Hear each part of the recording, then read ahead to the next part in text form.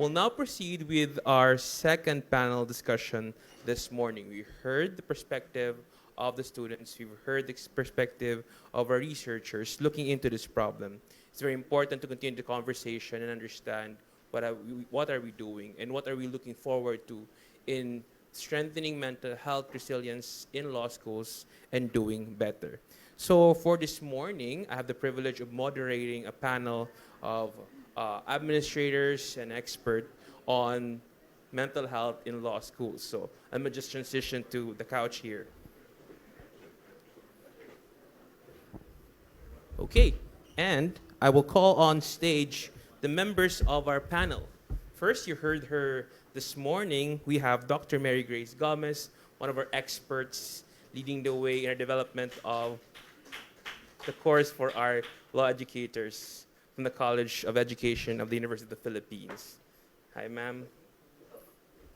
We're also honored to have a professor from the Rizal Memorial Colleges. We have Professor Maria Primarisa Guipo. Good morning, ma'am.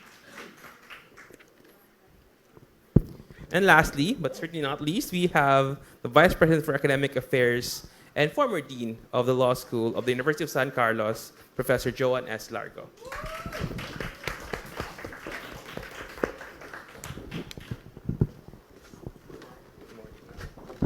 All right, so good morning po again, this lovely panel. So, as I mentioned, we're now trying to take a look at what are we doing, right? Everybody, I think, agrees, at least in this panel, it's very important to talk about these things. So maybe I can start a little bit from our law schools. Just a bit of a background. Rizal Memorial Colleges is a new law school. Just had their first batch of bar takers last year. 100%, right? That's great. So as a new law school, I'm sure you're also looking for things now to innovate and improve. So we like to hear also about your experiences there. Meanwhile, University of San Carlos is one of the more established law schools in the Philippines, and dare I say, inspiring law school as well. Coming from a non-Metro Manila background, you've shown quite a leading way in terms of how law schools outside the Metro Manila are managed. So we're also excited to hear your experience. So first, may we also first listen to the Rizal Memorial College's experience in, I think, an innovation that you're introducing in your curriculum in maintaining well-being of your stakeholders. Ma'am?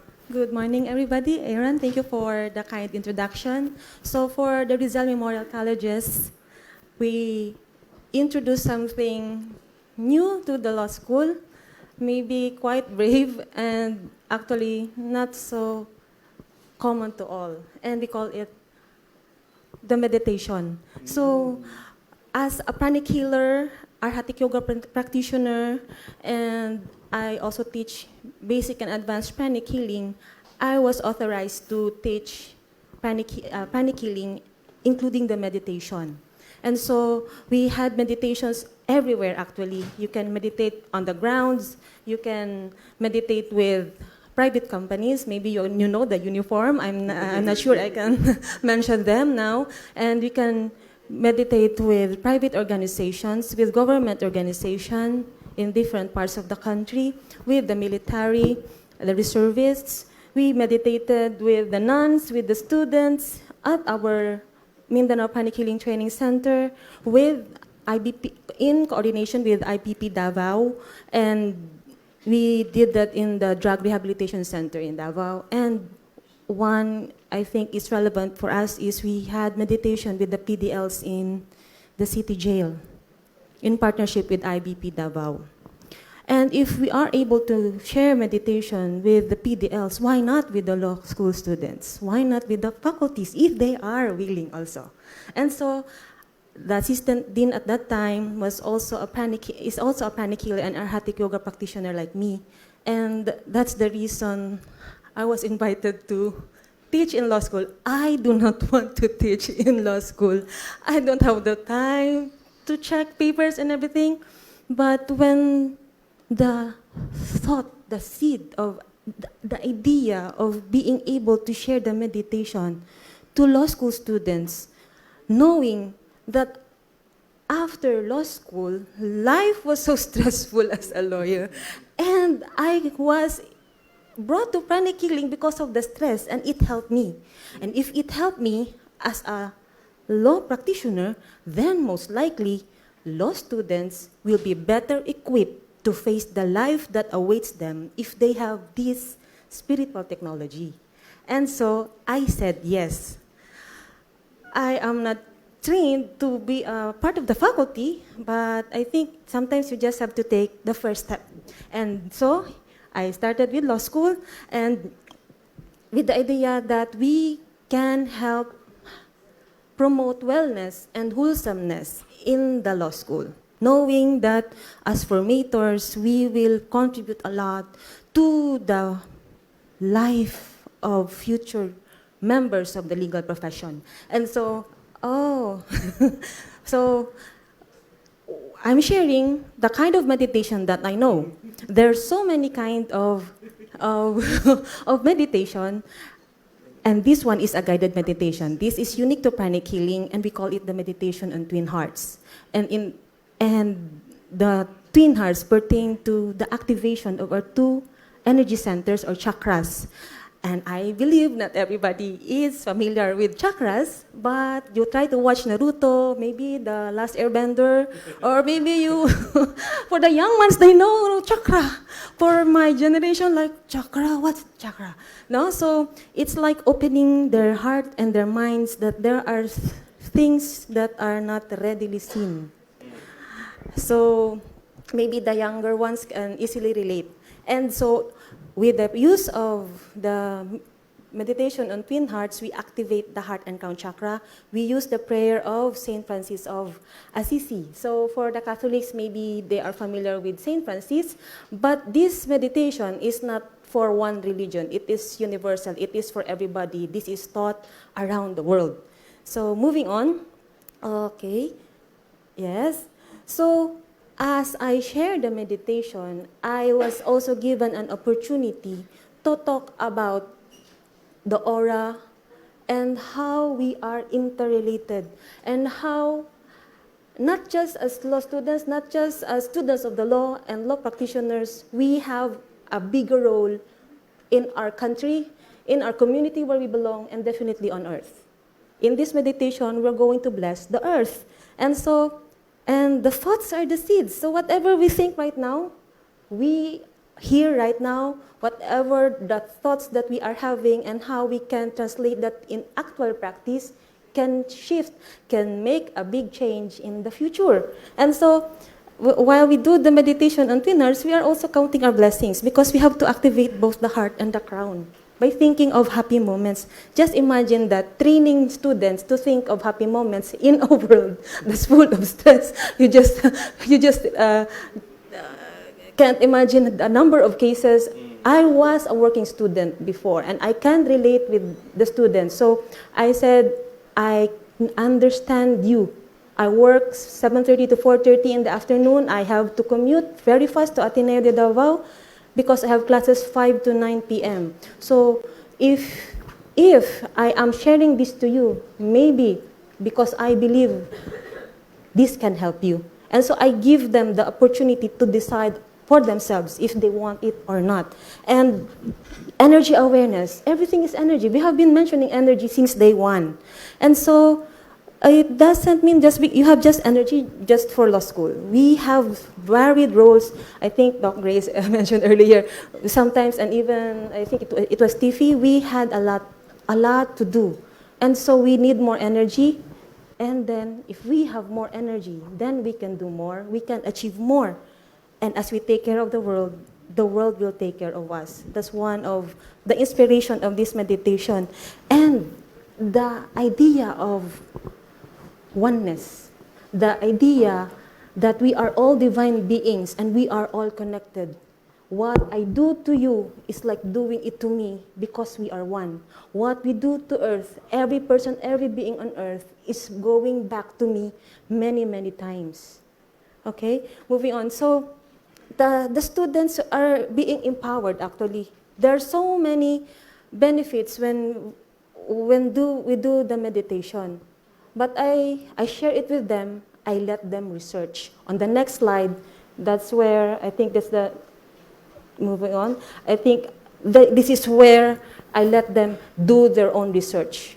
So they have an intelligent decision if they want to participate or not, because some are going to class late, and definitely multitasking during online sessions. We know that, no? So we let them decide, empower them, share them super learning techniques, and let them have the habit to meditate, because it is a conscious effort. It is something that we can share, but to make the decision to sit down, to be silent and be still is a personal choice. And that is something that the teachers cannot impose on the student, especially in the online culture that we have right now. They can put off the camera, or they will just say, the internet connection is poor, or Mom, I'm still on the way home. So the decision is up to them. I empower them and then let them do their role also. Next. Okay, so fight without fighting. As lawyers, we have adversarial cases sometimes, or not so happy cases also. But if we change the inner world, we can eventually physicalize that. And if the students are aware of this, then they can choose their battles. They can choose their battles. And the idea of service, when we start day 1, day 2 of law school, we ask them, why are you here? What's your purpose? We talk about purpose. Our early panelists have been mentioning about purpose. And so stick to that purpose. But in the process of doing that purpose, we should also be aware that each of us have several roles to play and different missions to fulfill. We have different soul mission. And so just like in the physical body, some are going to be heads, some will be the heart, the hands. Some will be future lawmakers. Some will be future government leaders. Some will be future formators. And it is up to them to find out their soul mission. We are just here to guide them. But at least they have a tool to make the mind still, to make time to take care of who we really are. Not just the physical body, but the soul using this physical body in this physical existence. Okay, so I'm decided not to play the video, but I invite you to watch a movie, Kung Fu Panda Part 3. So you can watch especially the last part. So the class is actually non-bar subject, Christian ethics, 1 unit, 1 hour in a week. And so I find 30 minutes for them to meditate, and the other half for lecture and class activity. And we, as much as possible, I try to make it a safe space for them, a fun time for them, a me time for them, a time for them to be chill, actually. Chill time. So please do not stress me, because I do not also want to stress myself in this class. So we have fun in the class. So I will let your other professor empower you and make you equipped to face the legal profession in the future. But for this 1 hour, it is your gift for yourself time. Why I share that? As a working student, I would alarm my cell phone 5 minutes. I will go to the prayer room in Ateneo just to be relaxed. 5 minutes. And then go to the ladies' room, wash my face, and go to the classroom. 5 minutes. I give them 30 minutes. And that's a gift for them. It's up to them to accept that gift. Yes. And so I hope you will watch Kung Fu Panda Part 3. Okay? There's so many hidden messages about energy there, and how we can actually help one another and help heal the world, that part. Now, in this part, I am violating the rules and making presentation. Anyway, Attorney Tanya mentioned in day 1 that there's no rules, so hard rules in this event. So I took time to let the students give feedback on how the meditation affected them. I had 80+ students. I cannot finish reading every answer just to share. But a few, I put them in red. No, these are answers in the questions that I gave them. You can, you can see promote self-awareness and growth, a weekly breather for all aspects of the students' well-being, being free from heavy academics, good vibes and self-help, improve my mood, improve my sleep. Yeah, meditation should be integrated in law studies as it helps to ease up the pressure without resorting to vices that damage the health. Actually, it was mentioned earlier. Sometime on 2001, when I started law school, when you go to the ladies' room, it's like a bar. I think Attorney Dean Keyboard can relate to that. So it's like going to the bar because what? It's full of smoke. Students are smoking. There's no smoking ban at the time in Davao. So, and we saw the shift when it was imposed. We can breathe. Non-smokers like me have, fresh air. No? So, if they can have a more loving, a self-loving activity that will not harm themselves just to survive law school, this is a good answer.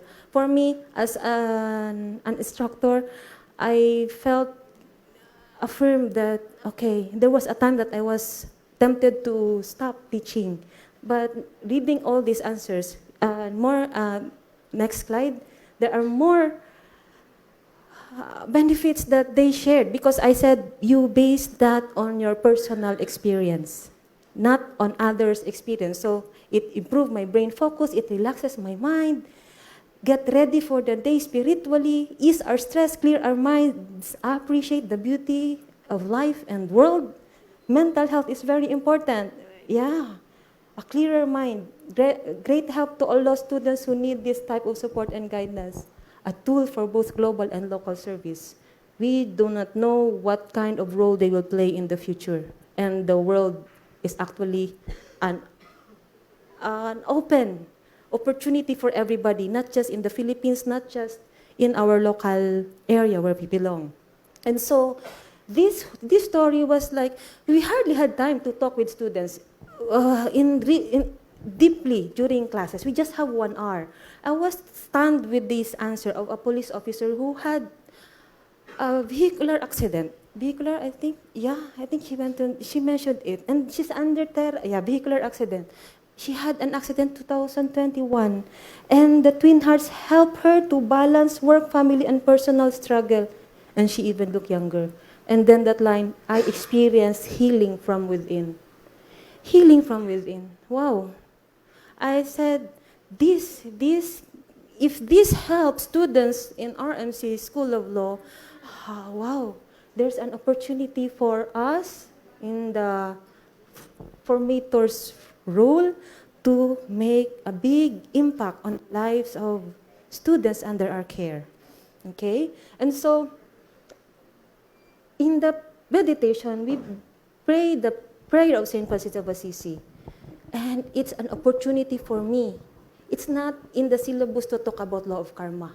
But as lawyers, we talk about different laws. There are higher laws, universal laws, applicable to you and me, regardless of our religion, our profession, regardless of our age and our gender or preferences. The law of karma. It is in giving that we receive. It is in that part of the prayer. And Lord, make me an instrument of your peace. Aren't we instruments of peace? Or are we the kind of lawyers that instigate problems? I think Commissioner yesterday had mentioned that empathically, it's really a worrying fact if brilliant minds will be used not for the good, but for not so good purposes. I started to edit my words also.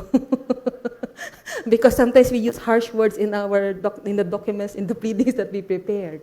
And so, presented in different ways, scientific, Isaac Newton, Confucius, philosophical, Holy Bible, it's there also. In the Mahabharata, just as a farmer plants a certain kind of seed and gets a certain crop, so it is with good and bad deeds. Law of karma is not just for negative karma. We can use the law of karma on our end if we do something good. Yes. And so it is also in the Quran, in the wisdom of Buddha, and yes, maybe we ask ourselves sometimes, why do good people suffer? Or why do not so good people get away with what they're doing? It's a stressful part on my part when, when I, if translated in the actual practice, yes, because sometimes you do not get what you want. Yes, motions are not denied or stuff like that. But it is liberating on my part, knowing there is this kind of law that nobody can escape. Nobody escapes the law of karma. Then I will not be the verdugo for them. I don't want to plant negative karma. So let the lords of karma take care of them.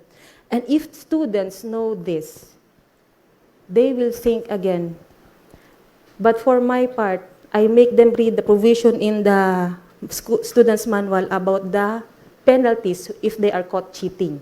So at least they are informed. If you still cheat, then it's your decision.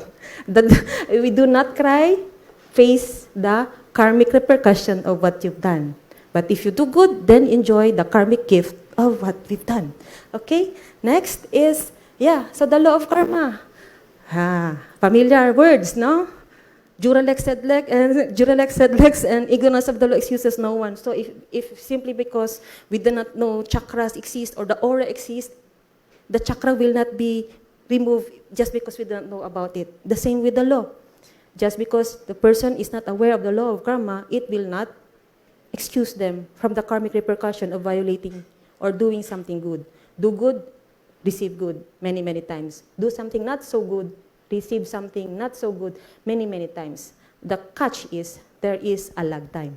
We just don't know when. And just like in credit transaction, maybe, the longer you do not pay the onerous obligation, the higher the interest.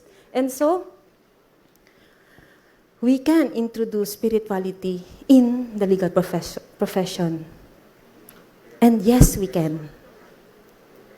The challenge is for us to make it possible. So, as there are deans watching, maybe there's no subject in the law school offering this. I'm just so blessed that I have the capability and the authority to teach this kind of meditation. But if they are interested, we will be willing to share this also. And I believe, and I hope, the 100% last bar exam, there were students under my care when they were in first year or maybe irregular, I'm not so sure. But I hope those who had mental issues can have this kind of spiritual technology. Thank you. Thank you very much, Professor Guipo. And really, congratulations to RMC for experimenting and, in fact, testing it out in your curriculum. So I was going to ask if your students liked it, but apparently they did. So good job to RMC. Again, congratulations to RMC on that. Because it's a real question, right? When you go to law school, you're expected to receive a lot. There's 100%, but you should expect 200% and even beyond. So the question of cognitive load, the question of are we doing too much, and that's great you have meditation in RMC. I'd like to shift a little bit to, I think, a very important study that's being conducted as well in University of San Carlos. It's not lost on us. If you're going into a top law school, you expect, a very competitive environment. Can you tell us more about this study that you're doing in San Carlos to, I guess, make it a better experience for your students? While we're preparing the slides, ma'am, we have a course in, it's actually part really of our curriculum, wellness of our students. One unit offered in the 4th and final year. Maybe we can have you. Sure. Thank you. I will gladly accept the opportunity to share. Yay.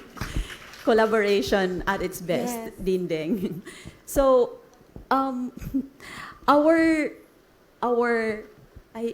sir, yun po muna ang first slide. Yeah. Okay. So, our student workload analysis in USC or University of San Carlos came about because of our search for a pedagogy or a teaching method that is effective while at the same time ensuring the overall well-being of our students. So that search led us to the cognitive load theory and its impact on teaching as well, learning as well as wellness of the students. So we proceeded from the basic assumption that the design of our learning materials and the way we also teach in our classes and our courses have to be anchored on how the human mind works. They have a term for that, human cognitive architecture, sir.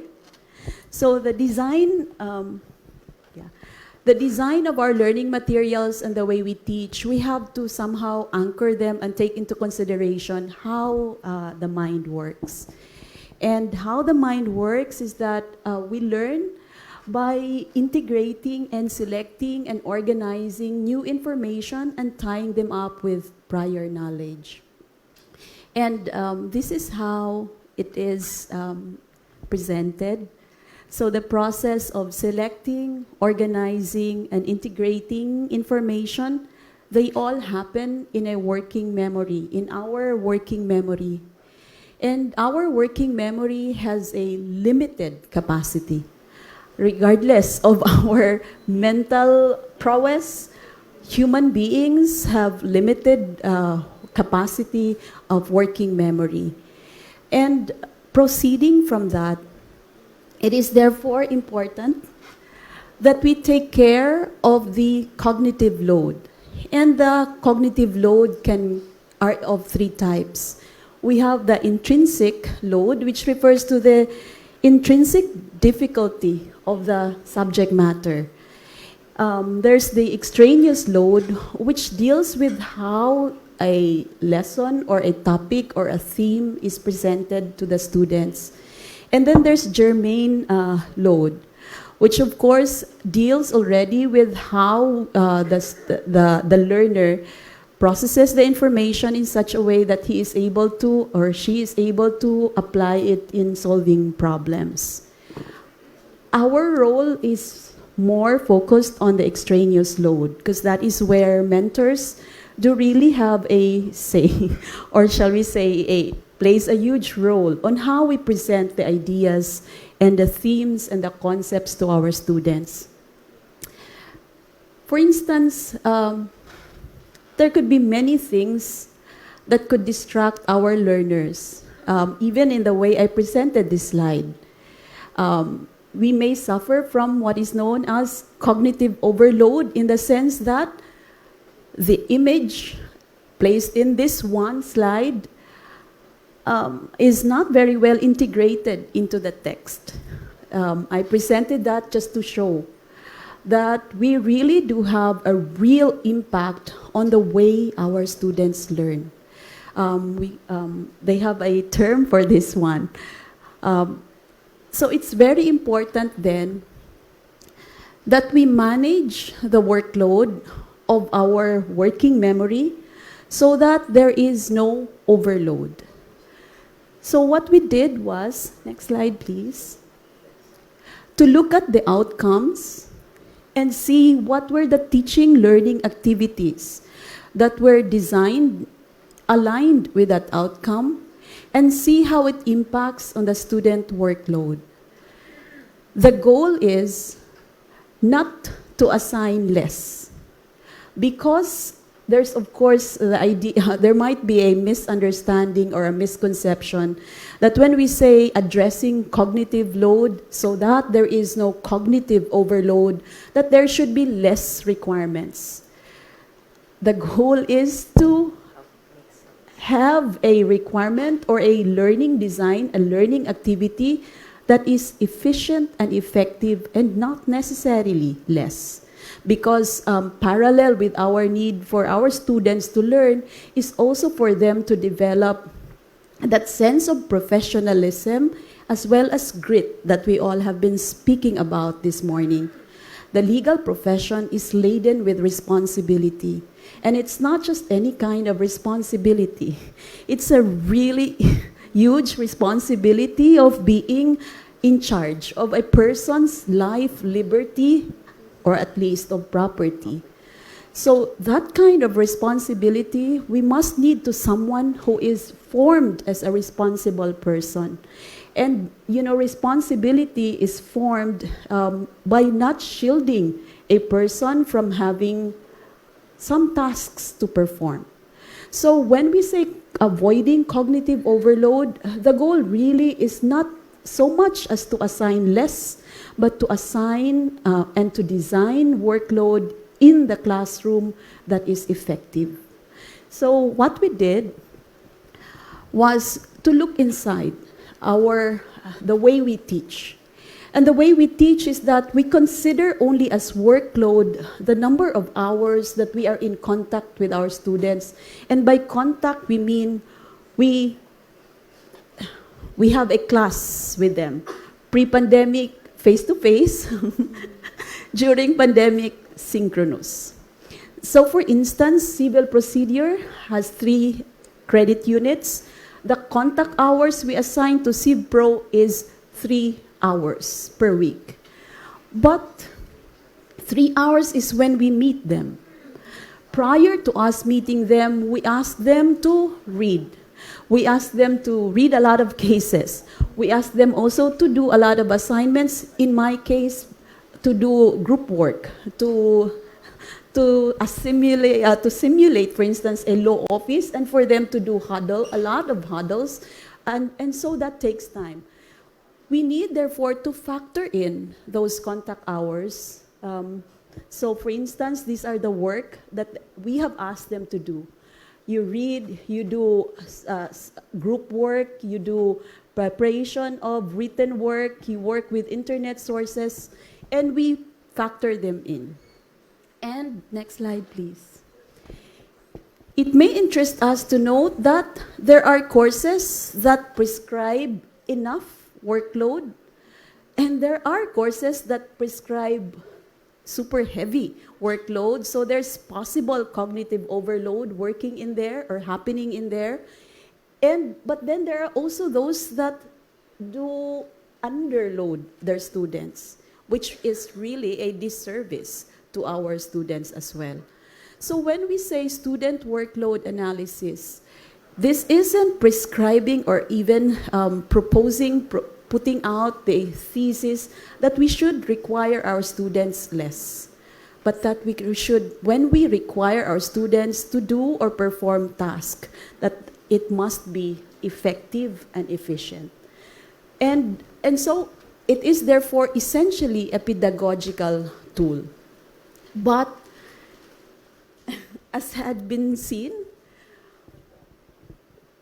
when we give our students, when we give our students enough time to reflect on learning, that may in fact inspire retention of the concept, because giving them time to reflect on learning will allow them to consolidate and therefore retain learning. And when we did a study, next slide please, a lot of students expressed satisfaction to a higher level of satisfaction with the way the courses had been designed, and which led me to believe that people might in fact also see the link between student workload and their mental and physical and overall well-being. We have institutionalized and offered actually a course on mental health in USC Law, and we have it in the fourth and final year beats me. But ako, I'm so wrong in this regard then. We had this in the fourth and final year of our kids, and one of the lessons they are taking is that stress comes about not so much because there are many tasks, but because they cannot anymore have control over these tasks. So it's okay to have many tasks if you can still find some way to control these tasks, if you still have a way of accomplishing them. And I was thinking that maybe that is the link. when we give our students enough load so that there's no cognitive overload. That gives them enough time to reflect on their learning and therefore consolidate their learning.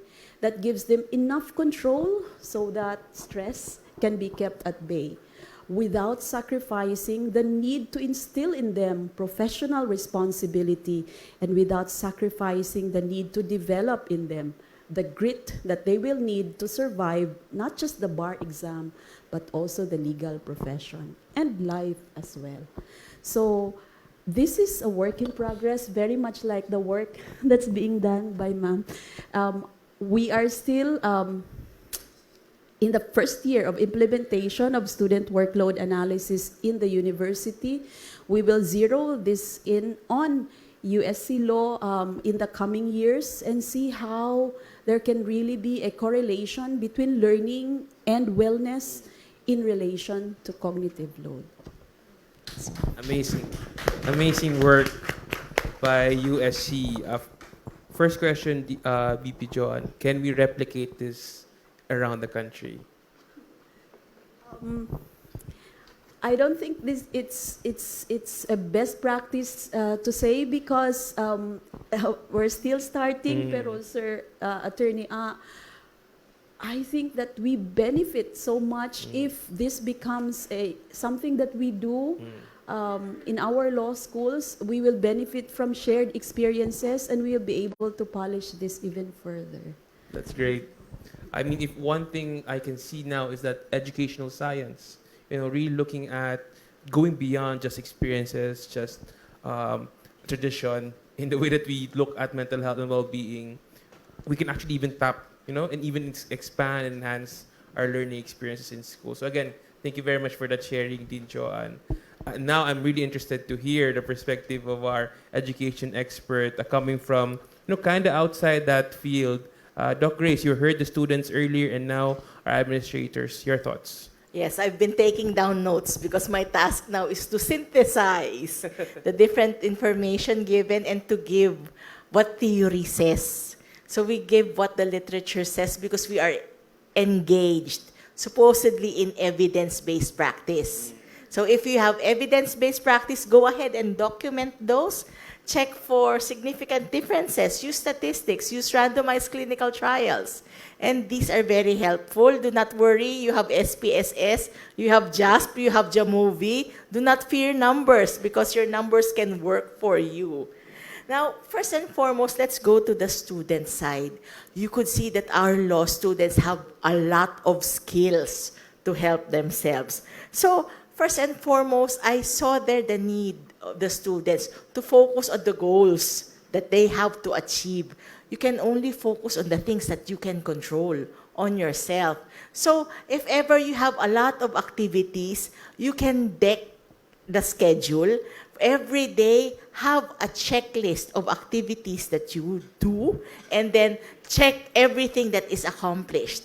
At the end of the day, you will have a high sense of accomplishment. It's about being mindful of your movement. It's about being mindful of each action. The mere fact that you are focusing on a goal or goals every day, and then you check it and you see how you are accomplished, that itself would make you feel good. We need to have a lot of instances wherein we savor good experiences because we are still in a pandemic and a lot of bad news is around. But we can savor the good news that is happening to us. Second is meaning. Bakit ka nag-law school? It's for my father, my parents. So you have the meaning in law school because that will keep you going. When the going gets tough, you will look at that meaning in life. Engaging in activities that provide meaning give us genuine sources of joy. And in the literature, it says that if we engage in meaningful activities, the happiness level lasts about 10 months. So helping other people, you will still remember that feeling of joy that you had. 10 months, that's the average. Whereas if you buy a good device, a cell phone, a gadget, the mean happiness is only 10 days. So it's better to invest in other people. You invest in relationship. And then I also appreciate how you have that goal. This is a part of vision casting. One exercise that you can do is to imagine yourself achieving or hurdling over all the problems that you have in life. Write a letter from the future self to the present self.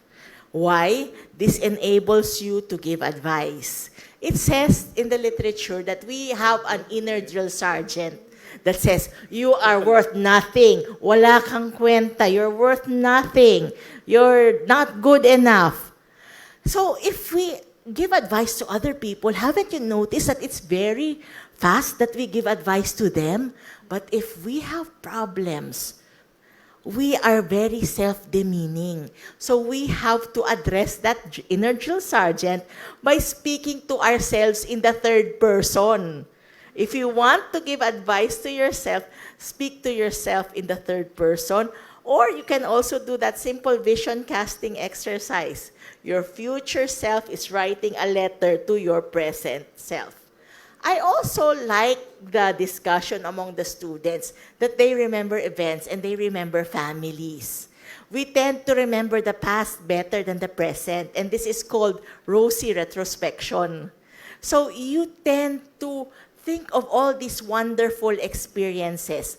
The goal is to have many wonderful experiences so that when we feel bad, we will have moments wherein we could remember that we have genuine goal.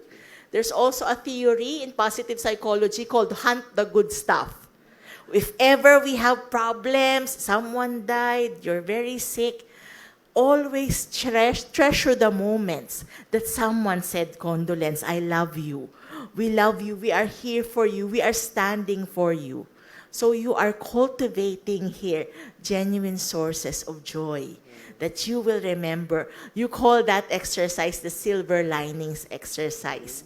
When it comes to being mindful, it would be good to end the day instead of remembering all the problems that you had during. Why don't you remember all the things that you are grateful for? Even if it's just coffee or a piece of candy, even if someone said, good job, even if someone opened the door for you, these are instances that could give you genuine sources of joy. And then, focusing on the things that you can control. Gusto ko yan, that you have coping thoughts. It's just an exam. It doesn't define you. Also, with this, I'd like to emphasize on decatastrophizing. So, we failed. Oh, so what's the worst thing that could happen to you? I will fail in the test. Will that still be worth it tomorrow? Perhaps it's painful. After a week, my students would say, nainom ko na yan. So they would drink it out with the friends, or I would have danced it away.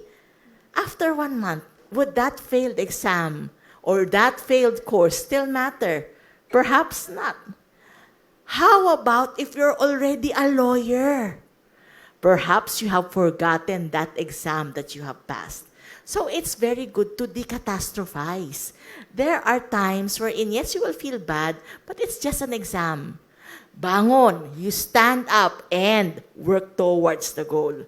Remember in the MOOC, I discussed to you how people solve their problems. People solve their problems, they find a solution to their problems. Sometimes, the best way is to feel better about the problem. You are there in that class with that professor. So sometimes you can feel better about it. You just do it. Or you can even go to the extent of being mindful and finding out how you are the same.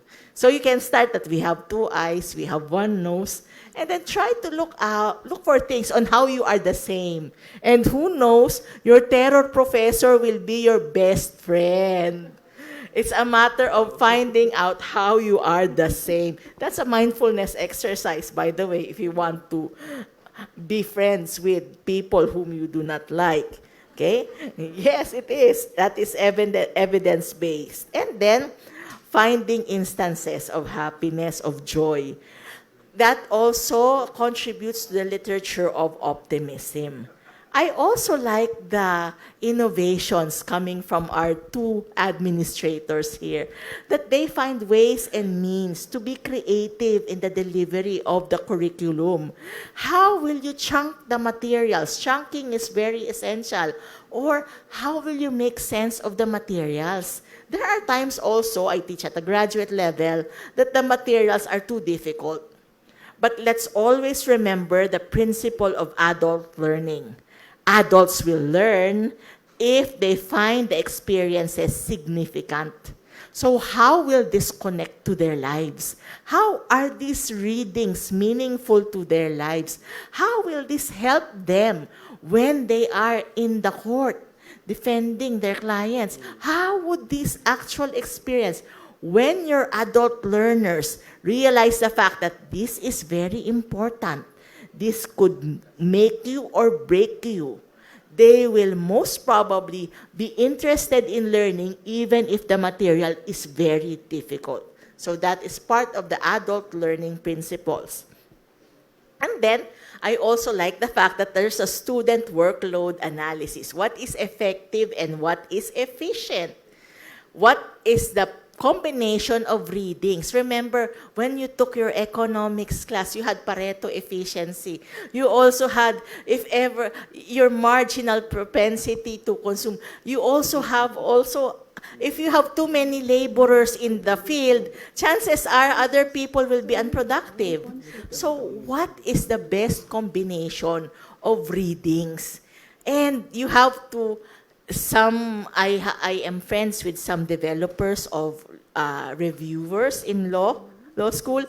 They made it scientific that they hired an actuary to compute for the probability of the question being released in the bar exam.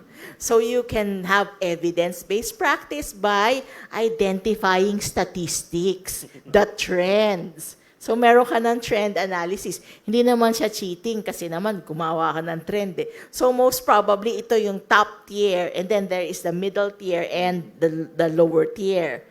And then also human cognitive architecture, I really find that fascinating because that just shows that you are concerned about your learner. And of course, the mindfulness practices, the meditation practice, because as Filipinos, we like ginhawa. We want relief. And even if it's a very difficult situation, if we know that we can find relief and ginhawa, we would most probably continue with what we are doing. So for meditation, I identified here a lot of strategies that is done. And of course, when you talk mindfulness, we need mindfulness because in the literature, depression and anxiety can be caused by the neurons not connecting well. And when you are mindful, these neurons tend to connect well. You are more focused.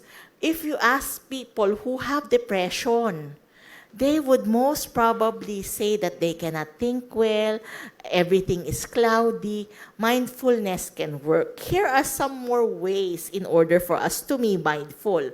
Prayer is a mindfulness practice. The opening hearts and minds exercise, yes, that's a mindfulness practice. Engaging in the moment. If there's a party, don't have work, be happy with the people. Engage. If there's a party, be happy. Engaging in a moment also means that if there's a moment of sadness, let's unite in the sorrow of other people. That is engaging in the moment, and that is mindfulness. A loving kindness meditation. Ma'am said earlier that whatever you say to yourself, it has an effect. So, nagiging self-fulfilling prophecy. There's an alternative to that. Yung mindfulness yung loving kindness meditation, it says, may I be kind to myself. May I pass the exam. If you're feeling very stressed, may I be well. May I be relieved.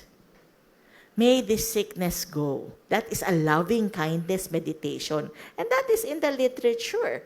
You could also, of course, have a body scan mag-Google kayo sa YouTube, you can have a body scan exercise. And in body scan exercises, if you feel some body pains, you can feel well. You can feel relieved. There are a lot of alternatives. You just have to find the source. Meron kang body scan exercises that you can do that would immediately relieve you of pains. Body scan. You can also try a guided imagery exercise. For students who are very nervous with their tests, you can have a guided imagery exercise for taking tests. And that would help them calm down. So these are some practical tips, and I just connected what our experts said with the literature. Because definitely, we go for evidence-based practice, and of course, we support each other. Diba? Together, I believe that you will make a future generation of very good lawyers. Maraming salamat po. Thank you, Doc Grace. Wow. Why do I feel like I'm in Salamat Doc episode, right? Talking about mental health. But it actually emphasizes that there is a hunger among us, to listen to these ways to improve our experiences. Because as students or as former students, we have undergone this and we care for each other, actually. And one thing that I really took from this exercise is that there is a lot of science behind this. If in the past it felt like we're being weak when we talk about these things, it's like as a service to the profession when we try to open up the concept of wellness, well-being, meditation. There's a lot of science behind saying that we're actually doing this service if we shut the door to those discussions. So thank you very much, Doc Grace. And let me just share from the perspective of the Legal Education Board.